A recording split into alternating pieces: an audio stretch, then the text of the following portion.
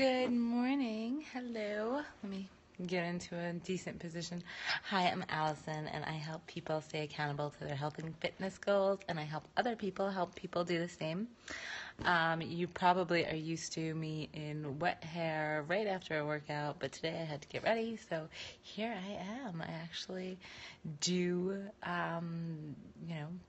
work on myself sometimes, and I also like blankets.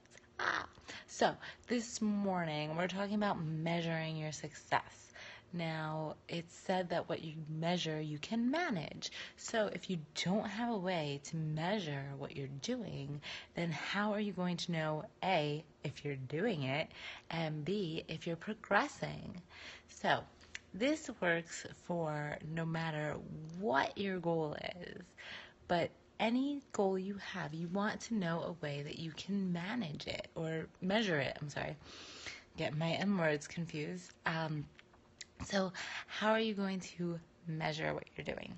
Now, a lot of people focus on the output, how what you're doing is turning out, how what you're doing is measuring up. And I'm using measure too much, sorry, I need a thesaurus. But how are you going to figure out if you're doing well?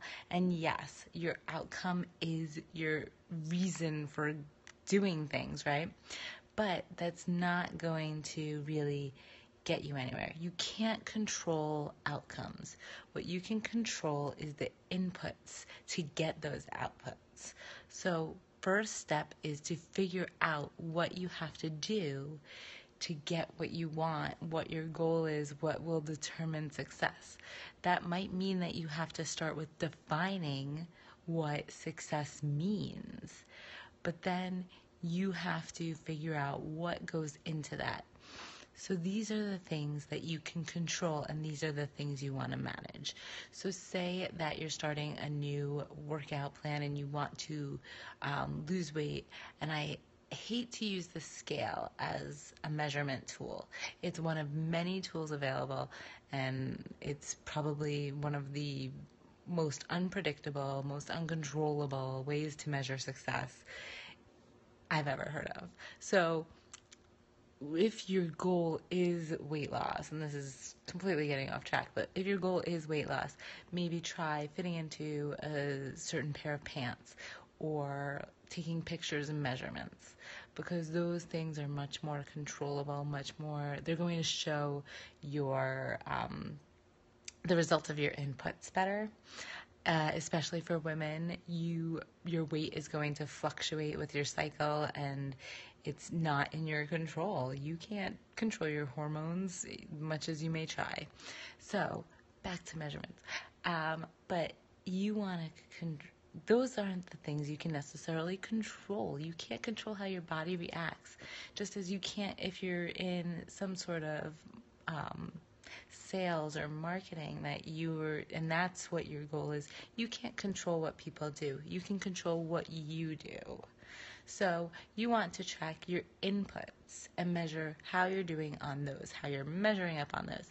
So for going back to maybe weight loss, maybe being smaller or fitter is what I like to say, feeling better, having more energy, all the things that come when you do lose weight. But what goes into that? So your first step might be find a nutrition plan, find an exercise plan, find a way to find a plan that you can stick to. Finding the plan, then you can say, well, I am going to do this to the schedule, or I am going to do this 4 times a week. I'm going to go to the gym whatever days that work for you. So you make a plan. I am going to eat to this plan 90% of the time. Now, if you're going to say that 90% of the time, now I do math. So if you're going to do that, you have to find a way to actually track that 90%. Because if you say, I'm going to stick to this 90%. I guarantee you will find a way to make that 90% more like 80, 70, because you need to know exactly what that 90% means. So you might say, I have 10 days. For every 10 days, I eat how many times a day? Say you eat 5 times a day. That means that 5 times over those 10 days, you might be off plan. That's what 90% means. 5 times in those 10 days.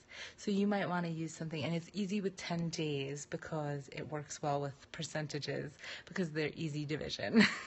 That's all. That's the reason why I usually look at things in 10 days when I'm talking about percentages. And that might help you. And you need a way to track that, a food journal,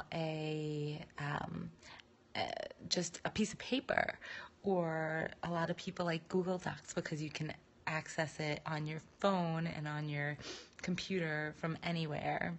So you might make a little Google Doc. It doesn't have to be something fancy. And this goes for anything you want to track. You might make a Google Doc so that you can track what you're doing, because you can track it, you can see where you're going wrong, you can see where you need to improve. Now, with tracking, it's very important that you keep these logs so that you can look back. Say you are really successful for a time and then you're not so much. You can look back and say, what was I doing when I was successful? That's what you want to go back and look at.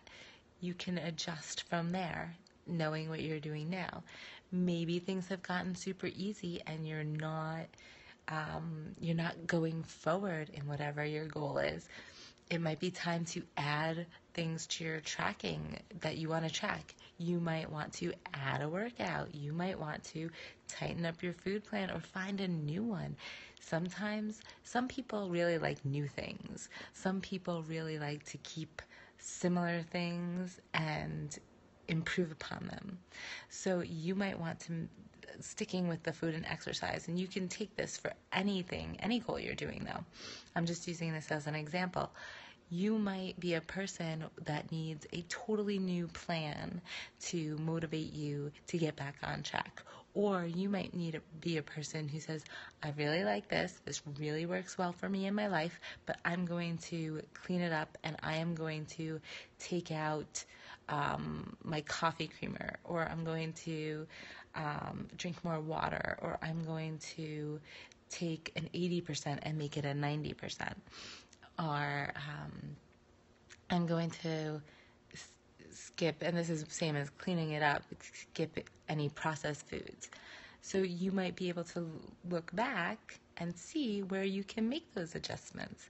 If you don't have a record, you're just operating off of your brain. And when I started losing weight, I did just try and operate off of my brain. And what I wouldn't do to have more detail on what I was doing in those earlier times when I had huge successes. And a lot of it was probably that I had a lot of weight to lose.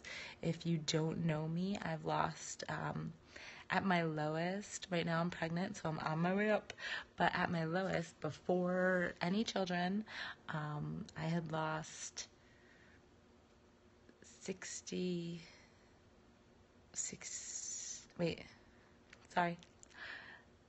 pounds. So, and that's not from my highest, that's from the highest time I weighed myself, which was after I'd started losing weight. So I'm sure that a lot of my success was that I was making changes to a really poor diet and no exercise, but just to have those to look back on and say, this is what I did well, even to help somebody else with that would have been priceless. Or to have taken pictures when I started. Oh my goodness, that's another thing. I said to focus on your inputs, tracking your inputs, but you do want to have ways to check your progress. So let me switch to progress. So we're going to outputs. You do want to have ways to, though I want you to track your inputs and look at that for ways you can improve. you should also be tracking your outputs and where that's taking you. So back to my last sentence, if I had had pictures from the beginning, the only before pictures I have are pictures that I asked friends for because I had no pictures of myself from before. You can go on my Facebook like page. It's Allison Getting Fit page, and you can see my before. I had to find that from a friend. I have 2 before pictures. Both of them were, I think you have a picture from New Year's Eve this year, and do you still have that? Like, I had nothing. What I wouldn't have given to see more of that difference, and more of that side by side.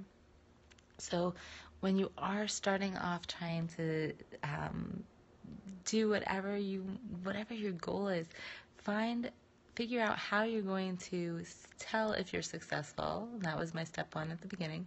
But then figure out how you're going to, I want to say memorialize, but it's so the wrong word. How you're going to figure out how you're judging that success. What is that yardstick?